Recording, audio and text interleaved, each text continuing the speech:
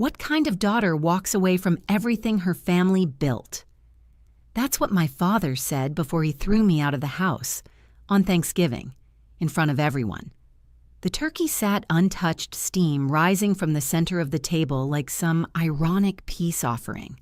But there was no peace left, just silence, tense, cold, suffocating silence. My name is Belle Hampton. I'm 28 years old. And on that day, I wasn't just cut off, I was erased. We were sitting in the dining room of my childhood home in La Jolla, San Diego.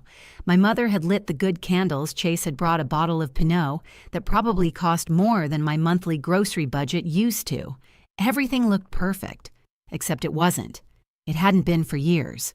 Across the table, my father, Douglas Hampton, glared at me like I had just committed treason. In his world, I had. Because in his world, family meant one thing: legacy, specifically his legacy. Hampton and Associates, the law firm he'd spent 35 years building, was more than just a business. It was a monument to himself. A dynasty he believed we were all born to serve. Chase, my older brother, had followed the blueprint perfectly. Harvard Law, top of his class, junior partner before 30, the golden child. My father never had to worry about Chase. He was the heir. And me, I was the variable. The one who colored outside the lines. The one who dared to say no. So when I opened my mouth and said the words I had been rehearsing for months, "Dad, I'm not going back to Stanford. I withdrew from law school 8 months ago," he lost it. The room went still. The silverware clinked lightly as my mother's hands trembled. Chase looked down at his plate, suddenly fascinated by the mashed potatoes. No one spoke. No one defended me. "You what?" My father hissed, each syllable cutting like glass. I withdrew, I repeated, voice steady despite the tightness in my chest. Law school wasn't right for me. I'm pursuing something else. He stood up so fast his chair screeched against the floor. "You ungrateful little brat. Do you have any idea what you've just thrown away?" My mother opened her mouth as if to intervene, but quickly closed it again, her lips pressing into the familiar tight line of silent agreement.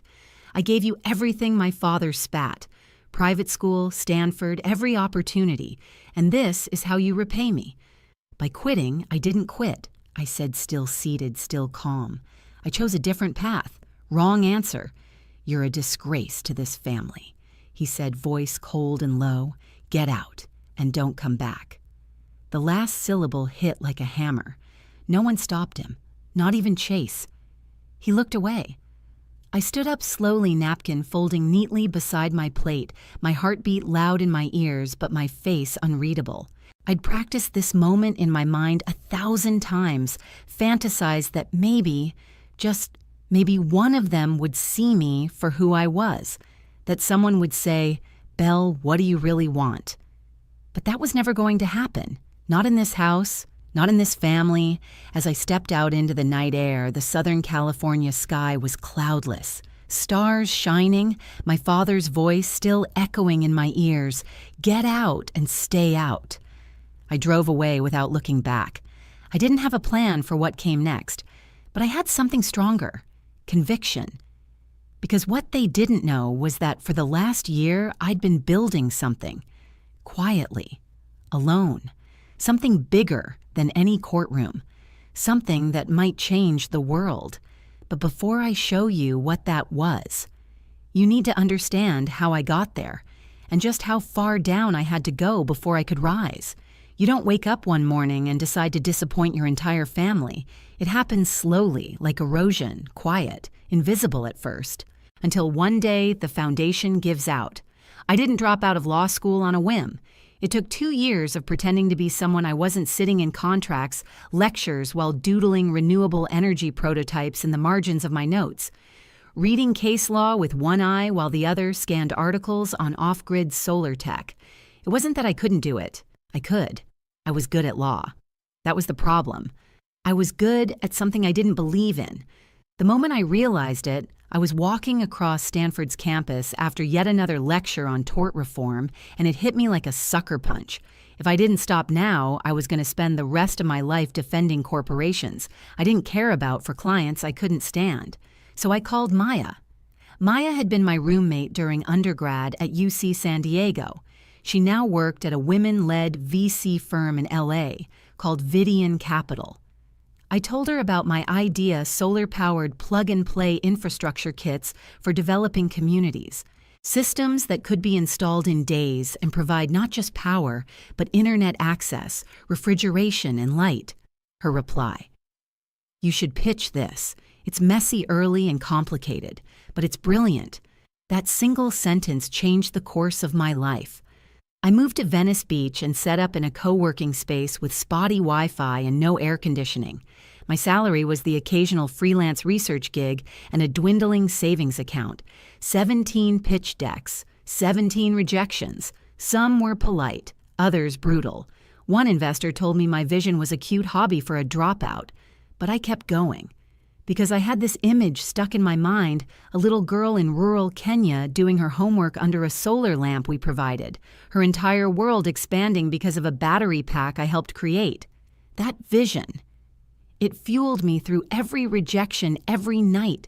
I skipped dinner to make rent every time I stared at my laptop screen, wondering if my father had been right. Meanwhile, my family thought I was taking a mental health break. They called occasionally short, awkward calls where I dodged questions and played the part of the confused, misguided daughter trying to find herself. My mother never pressed. My father didn't bother and chase. He offered the occasional pep talk, but always couched in passive judgment. Maybe this is just a phase. You'll find your way back. They didn't see what I was building. They didn't see the designs, the sleepless nights, the research, the partnerships I was quietly cultivating with small manufacturers in Thailand and Vietnam. They didn't see the real me, and maybe that was my fault. Maybe I'd learned too early to hide the parts of myself they wouldn't accept. But I wasn't hiding out of fear. I was hiding because I knew something they didn't. The moment I succeeded, the reveal would be seismic. Then one rainy Tuesday in March, it happened. My phone rang. Unknown number. I almost didn't answer. "This is Jessica Chen from Vidian Capital. We reviewed your Sun Nest Systems proposal, and we'd like to meet." I remember just staring at the wall for a few seconds before saying anything. Then I ran out into the hallway, rain pouring down, and screamed. For the first time, someone believed in me, not as a daughter, not as a backup plan, but as a founder, a leader, a visionary. That meeting would change everything. But I didn't tell my family. Not yet. Because this wasn't just about success. It was about reclaiming my voice. And when I spoke next, it would be on my terms. The elevator ride up to Vidian Capital's office in downtown Los Angeles felt like floating. I had rehearsed my pitch so many times I could deliver it in my sleep, but the stakes felt heavier now. This wasn't just about funding. This was the validation I had chased my whole life. Jessica Chen greeted me with a firm handshake and a warm smile. "You've stirred a lot of conversation here," she said. "Let's see what all the buzz is about." Inside the conference room, sunlight poured through floor-to-ceiling windows that overlooked the city's skyline. The other two women waiting were legends Dr. Amara Okafor, a Nigerian-born engineer who had revolutionized rural water purification, and Lisa Brennan, a former Wall Street powerhouse turned impact investor. These were not the types who handed out charity. They built empires. I took a deep breath, pulled out my slides, and began. I told them about Sun Nest Systems, about solar kits that could be installed by local technicians in remote areas, about powering community centers, hospitals, schools. I explained how traditional energy infrastructure was failing billions, how we could leapfrog that with something modular, scalable, and sustainable. I didn't sugarcoat the risks. I spoke about the 17 rejections, the doubts, the ramen dinners. I spoke like I had nothing to lose because really I didn't. They asked tough questions. Amara wanted details on supply chain redundancies. Lisa drilled into the financial model. Jessica pushed on scalability and deployment timelines. I answered each one with the quiet confidence that comes from living every line of your deck, not just writing it. 2 hours later, Jessica walked me to the elevator. "We'll be in touch soon," she said. "You're exactly the kind of founder we want." 3 weeks later, the call came. We're offering Sunnest Systems $30 million in Series A funding. And Belle, we want you to join the California Renewable Council. I froze. I had to replay the words in my head. $30 million. For a girl they said was throwing her life away. I remember walking out of that call and just sitting on the beach for hours, watching the waves crash and roll the wind in my face, phone in my hand. I didn't tell anyone, not even Maya. This moment, it wasn't just mine. It was a symbol, a turning point. It was the first time I realized I had built something real, something mine, and I didn't need their permission to be proud of it. Within weeks, Vidyan's legal team helped set up the company structure, hire my first 5 employees, and establish manufacturing contracts in Southeast Asia. The media caught on fast. TechCrunch, Forbes, even a feature in Fast Company about the climate gen startup you've never heard of. They called me the Stanford dropout who chose sunlight over suits. I moved into a modern loft in Santa Monica. It wasn't fancy, just clean, light-filled and mine. I bought real furniture. Slept on something other than a mattress on the floor. For the first time in my adult life, I didn't wake up with dread in my stomach. But here's the part that surprised me. I didn't want to gloat. Not yet. Because even as the headlines buzzed, my father still thought I was lost.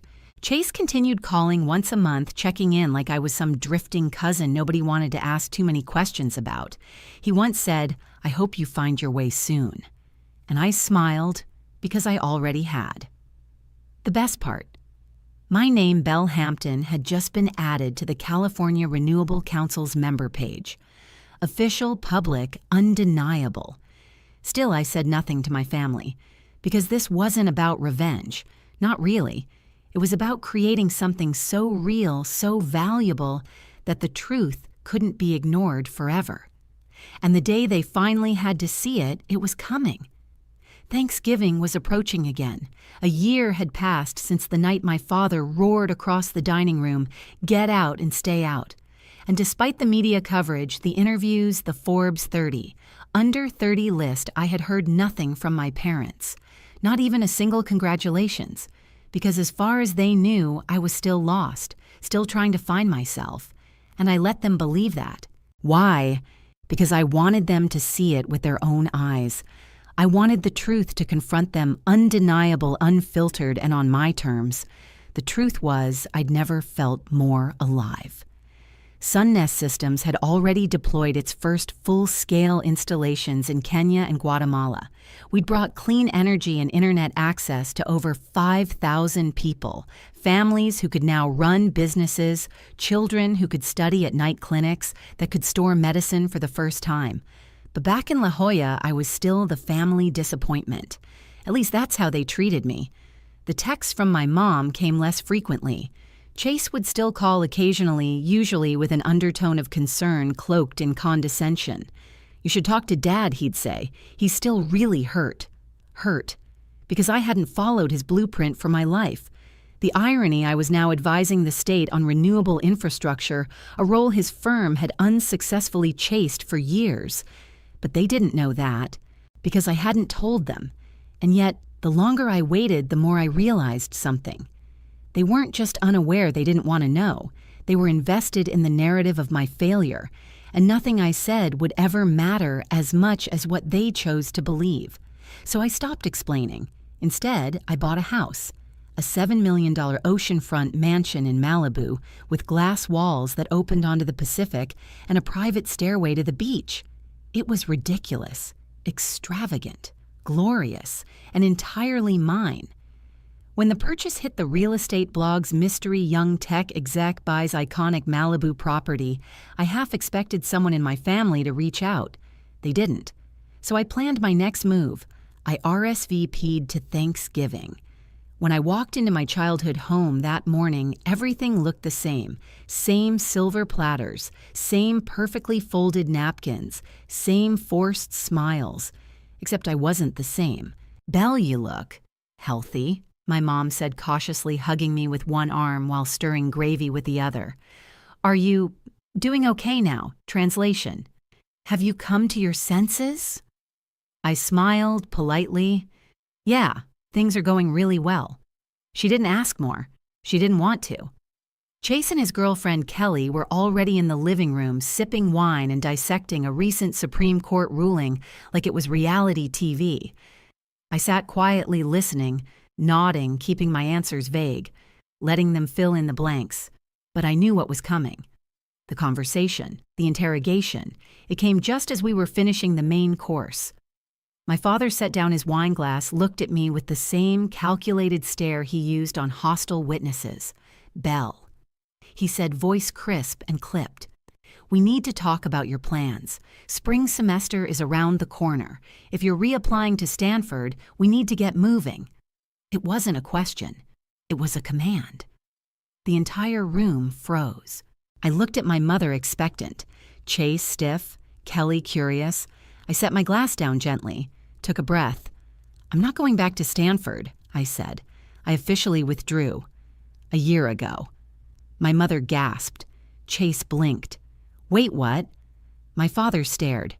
You what? I left law school, I said calmly, and I'm not reapplying. Ever. The room spun silent. Kelly leaned back, clearly sensing what was coming. I started a company, I continued. It's called Sun Nest Systems. We provide solar-powered infrastructure for off-grid communities. Last month, we closed $30 million in funding. I could hear a fork drop, literally. My father narrowed his eyes. That's impossible. It's not, I said evenly. We've already launched pilot programs in Kenya and Guatemala, and last month I was appointed to the California Renewable Council. Kelly's jaw dropped. Wait, you're the one the startup on the Impact Fund board? Yup, I said. That's me. My father stood up red in the face. You're lying. No, I replied. You just didn't think it was possible because it didn't follow your script. And that's when he snapped, get out and stay out. The same words, same volume. But this time, they didn't shake me. This time, I smiled. Gladly, I said. Because I wasn't walking away in disgrace. I was walking out as the woman they never saw coming. The next morning, I drove back to Malibu in silence. Not the defeated, heavy silence of last year, but something cleaner, lighter. I didn't cry. I didn't replay my father's rage. I didn't flinch at the finality of it. I just exhaled. The drive along the Pacific Coast Highway felt like a victory lap. The waves shimmered, the sunlight danced across the windshield, and for once I felt like I wasn't running from something, I was moving toward myself. When I got home, the first thing I did was take off my heels and walk barefoot across my polished wood floors, windows open, ocean air pouring in. The space echoed mostly empty, but I didn't care. This house wasn't about things, it was about freedom. Then my phone lit up.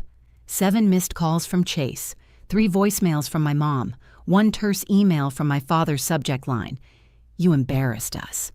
I didn't answer any of them, because they hadn't listened when I was drowning. They didn't deserve my attention now that I was soaring. Later that week, as I reviewed Sun Nest's Central America deployment schedule with Jessica from Vidian Capital, she paused mid-sentence. Oh, this is interesting, she said. We're seeing pro bono interest from a bunch of law firms. One of them is Hampton and Associates. I actually choked on my coffee. Hampton and... what? Yeah, your father's firm, right? They submitted a grant application to the State Renewable Program, something about launching an environmental justice legal clinic. I didn't respond right away. I just sat there stunned. After a beat, Jessica added, Did you know about this? No, I said slowly. They've never even mentioned environmental law. She shrugged. They must be pivoting. It's a smart market. Except it wasn't smart.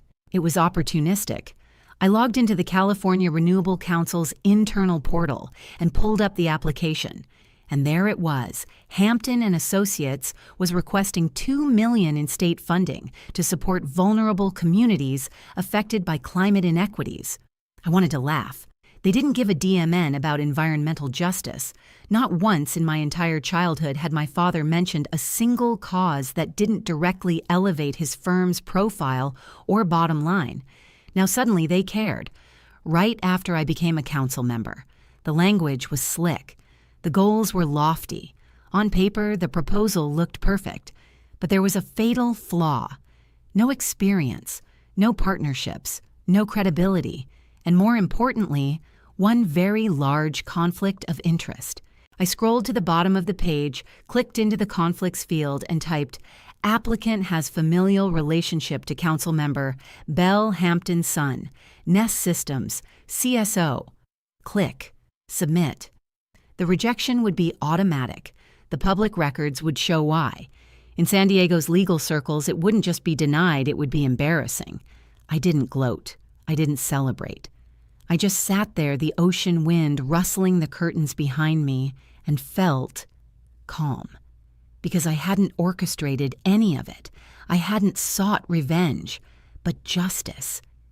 It had a way of finding its mark, quietly, completely, and the moment my father realized he had to explain to his peers why their firm's shiny new green grant got disqualified, that would sting more than anything I could ever say. But the story wasn't quite over. Because just a few weeks later, someone else reached out, and it wasn't who I expected. 3 weeks after I submitted the conflict notice that quietly crushed my father's grant dream, I received a message I didn't expect. It was from Chase. "Hey, can we talk?" At first I ignored it. I assumed it was just damage control, another attempt to convince me to come back into the family fold, apologize, smooth things over. But then he sent another. Not about Dad. About something else. Something real. "I need your perspective." Curiosity won out. We met at a quiet cafe in Venice, far enough from the courthouse and corporate boardrooms he usually inhabited. He looked different. Not polished, not composed, just tired. "Belle," he said, offering a tentative smile. "You look good, better than last time." I raised an eyebrow. That's a low bar. He chuckled, but his eyes didn't sparkle like they used to. "I owe you an apology," he said. "I should have spoken up that night. A year ago. I should have defended you. Dad's always had a way of controlling the room. And I didn't want to make things worse. You didn't make them better, either," I replied gently but firmly. "I know." He paused. "That's part of why I'm here." He reached into his briefcase and slid a folder across the table. Inside was a proposal, a real one. A partnership concept between his independent legal startup and Sun Ness Systems. He had quietly left Hampton and Associates 2 weeks earlier. "I'm done being a shadow in his empire," Chase said. "I want to do something that matters. And watching you, honestly, it made me realize I've spent my whole life building someone else's legacy." I didn't speak right away, because this was the twist I hadn't seen coming. "Chase." I said slowly, "This is solid. Surprisingly solid. But why now?" He looked down at his coffee. "Because I'm tired of pretending. You were right to walk away. I just didn't have the guts to follow." There was a long silence between us. Then I said, "If we do this, it's not a favor. You'll earn your seat." He nodded quickly. I wouldn't want it any other way. In that moment, I saw a flicker of the brother I'd missed. The boy who used to sneak me snacks during late-night study sessions. The only one who ever made me laugh when Dad was tearing me apart. Maybe he hadn't been silent because he didn't care. Maybe he'd been silent because he didn't know how to speak.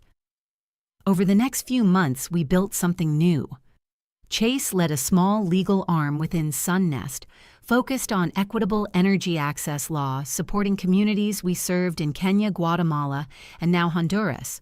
He worked under a new title, one he chose Director of Justice Partnerships. He never asked for credit. He just worked. Meanwhile, Sunnest Systems continued to grow. We launched in 4 new countries.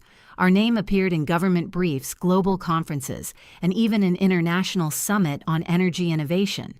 At the next Renewable Council meeting, a senior member joked, "Remind me again, Belle, how old are you?" I smiled, old enough to stop explaining myself. And that was the truth. I no longer needed to convince anyone, not my father, not the media, not even myself, because I had built something real, a mission, a movement, a future. And while my father might never understand the life I chose, the world certainly had. What would you do if your family disowned you, only for your name to rise higher than theirs could ever imagine? I didn't shout. I didn't argue. I just lived, worked, built, and let the results speak for themselves. That's the power of quiet defiance. Have you ever been underestimated by your own family? Did you rise above? Share your story in the comments. And if this resonated with you, subscribe and pass it on. Because someone out there needs to hear that success isn't something you're handed. It's something you build. Belle Hampton, founder of Sun Nest Systems.